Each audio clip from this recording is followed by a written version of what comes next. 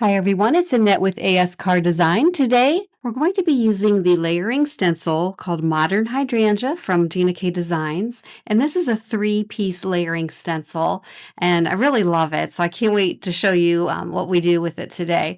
But we'll use that on our project, and each stencil is layered 1, 2, and 3. So I will be stenciling in that order. And you can see that the etching is in the bottom left corner, and that just helps you orient the stencil when you're applying the ink. So we're going to use that stencil, and I'm going to be bringing in the double background grip mat from Gina K. We're going to use that to hold our cardstock down. And I've already pre-measured my card panel to 3 3/4 inch by 5 inch. So I'm going to put that down on my mat and it'll stay nice and secure. And then I'm going to take the first layer of that layering stencil set, and you can see that right there. It has the name of the stencil, Modern Hydrangea #1. And I'm just going to line that up on my panel. And that grip mat actually holds the stencil down as well. So it's really, really nice to have that. And bringing in my ink stand, all the supplies I'm using will be listed in the description below for your convenience. And for my flowers, I'm going with light and medium carnation premium dye inks from Gina K. These two colors I love, they go very well together. And I'm going to start with the lightest color first, and I'm just going in with a very light hand in both directions. And I do that so that the lines, those delicate lines in the stencil, will be well defined on each side. So I'm just going in a little heavier on the bottom of the bloom and then fading it out so it's a little bit lighter at the top. And you can see that right there. So I'm just going to go ahead and do that for all of the flowers on the first stencil. And I'm switching out my inks because we're going to peel that off. And I will clean that stencil off camera with some rubbing alcohol that I have in a glass bottle. And I'll do that off screen. And so now I'm bringing in layering stencil #2. I'm just lining that up right on top of the other one, and you can tell when it's lined up correctly because there will be no more white lines. So just take your time, line it up. And then I'm going in with using the same blending brush because it's in the same color family. And I am speeding this up a little bit, but just putting down that medium carnation ink, and you can really see this is giving it a nice depth, a nice highlight. And you'll see when I peel and reveal here in a second. And I do clean the stencils in between each ink application. So I do that off camera. So I'm using a little pick tool just to get that stencil started. I'm being very careful because that pick tool is sharp, and I have stabbed myself before. But aren't those flowers gorgeous? I love those two colors together. So I'm bringing in the third and final stencil, and this is the stems and the leaves, and very easy to line up. So just, take your time, line those up and get that stencil down. And for the leaves, I'm using two colors here. They're not really conventional colors, but the light spruce and the soft stone. I'm going to use those together. Again, going with the light spruce, we'll do that first. And I have the blending brush, and I thought, well, I think I might want to uh, well, no, I do that with the soft stone. That's coming up here in a second. So I am going to go ahead and speed this up again because I'm just, again, layering or blending the light or the medium spruce, I'm sorry, the light spruce onto the stems. I love the spruces. I have the light, medium, and dark, and I use them quite often because they just look really, really nice together. And getting that down. And then we're going to switch to the soft stone. This is another really pretty color, and you wouldn't normally think to use it on leaves, but it goes really well. I was rethinking that blending brush because I thought it was a little bit too large, so I am bringing in a smaller blending brush. Pardon my ponytail going wild right there into the screenshot. But I am just bringing in that soft stone and just kind of hitting the stems and part of the leaves. I'm not covering all of it, obviously, because I want some of the green to show through, right? So I'm just kind of adding some highlights um, just here and there. I'm not really thinking, oh, where's the light hitting? I'm not that artistic, but I'm just laying down some soft stone just to give it a little bit of interest. And I'm just kind of randomly applying it, and it works out in the end. And so I'm just going in twice just so that it doesn't dry back too light. I kind of want a true color. So I'm going in with I'm just going over it twice. And then I'm going to carefully remove my stencil. And then very carefully, because I probably shouldn't be using that pick tool to remove my panel. You can actually lift that grip mat and curl it and the panel will come right off. But for some reason, I'm picking the paper off with the pick tool. But there is the finished result, and I really love that soft stone with the light spruce. And I'm gonna go ahead and clean up my surface here, and then I'm gonna come right back.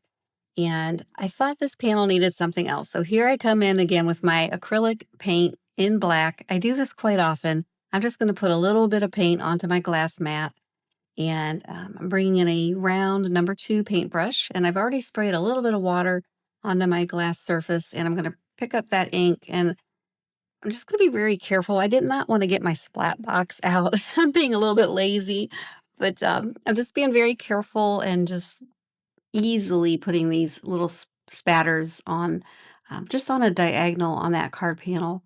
I don't want it real heavy. I just kind of wanted a little something, and just to fill in some of that white space. And I'm just not tapping too hard because I just don't want my splatters to go everywhere. But it worked out. It worked out okay.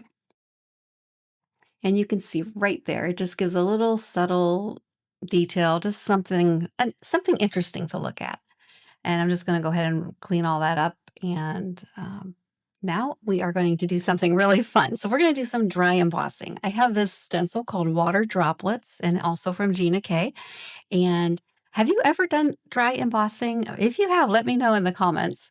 This is kind of new to me, but I am gonna be using my Intercut and the Gina K silicone mat there. And so here is the Intercut die cutting machine, and I am setting it for the dry embossing to 2D emboss. That's that top dial right there. And for the bottom, I wasn't sure yet.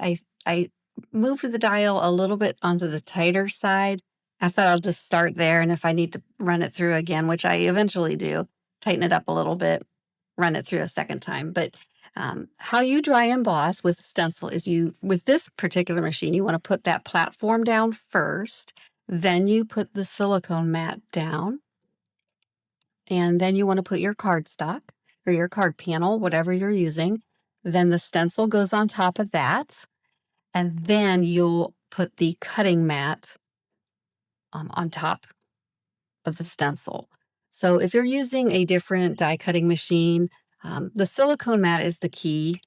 So just figure out what kind of sandwich you need for your particular machine. But a silicone mat you will need to do the dry embossing.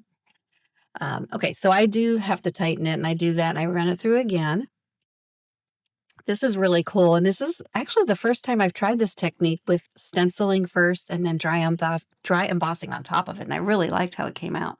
So I'm gonna hold it up to the camera, and if you look real closely, when I tilt it just the right way, you'll see that stencil embossed right onto that card panel. And I think that's really cool. It's just it doesn't look too busy to me. I thought it might be too busy, but I like the way it came out, and I'll be doing this again. So yeah, let me know if you've tried this technique. I'd love to hear. I'd love to hear if you have. Um, I was thinking about maybe swiping some ink over the top just to make that embossing stand out, but I just wanted the background to be white. So I have my card base. I've already have that stamped with my logo, and I'm going to go ahead and glue the panel layer onto the mat. So my mat layer, I just hand cut these with my paper trimmer. The mat layer is 3 7/8 by 5 1/8. The panel again is 3 3/4 inch by 5 inch. So I'm gonna glue those together, and those two measurements give a very nice small margin on that mat layer, and I really like that. So I'm just getting that secured down there, and I was using the Gina K Connect glue for this project. And I'm going to bring some mint tape, and you can use any low tack tape, but I like to just close my card flat while I'm trying to get the mat layer and the panel glued down. It's hard for me to glue on a moving target, so I like to make sure that card base is nice and flat. And we'll get that down. And then at this point, I was thinking about my greeting, my sentiment, but I was looking at this thinking, I felt like I needed something else. So what I, of course, am going to be doing is I'm going to bring in some. I wasn't sure if I wanted to use like the water droplets, but I thought I'd bring in these pearls because I wanted to bring in the black pearls just to tie in with that black mat. So this is the black, gold, and silver um, pearls from Gina K, and I'm using the black pearls for this project. Now, truth be told, I cut out a lot of this part. It took me forever to figure out the placement of where I wanted these pearls, and I started out, and I don't know what I was thinking, but I probably edited out 8 minutes of this nonsense, but I ended up here's part of the nonsense. I had way too much going on, but I don't know what I was thinking. And so now I'm looking at it thinking, Annette, what are you doing? Get rid of some of that. So I was just I took a lot of that out. I didn't want to have you suffering through it. But anyway, in the end, I liked this placement. I liked these 3 on the top, 2 on the bottom corner. So that's how I'm rolling here. And you can see I'm turning it into a happy birthday card. And we're just gluing these down. I'm using the Gina K pick tool. This is the new pick tool, pick and stick tool, I should say. And be mindful when you're ordering, if you have the older pick and stick tool, the new tip does not fit onto the old tool. So just make sure you're ordering the right one. And I will again have the supplies listed in the description. But anyway, they're great tools to have. And the reverse tweezers there, helping me with the sentiment. Happy birthday to you. Oh, that I didn't show you because I had this in my stash, but that stamp set is from the All at Once, All Occasion stamp set from Gina K. And I'll have that linked in the description as well. It's a one big stamp with a bunch of different gradings, and you have a die that cuts them all out at once. It's really great.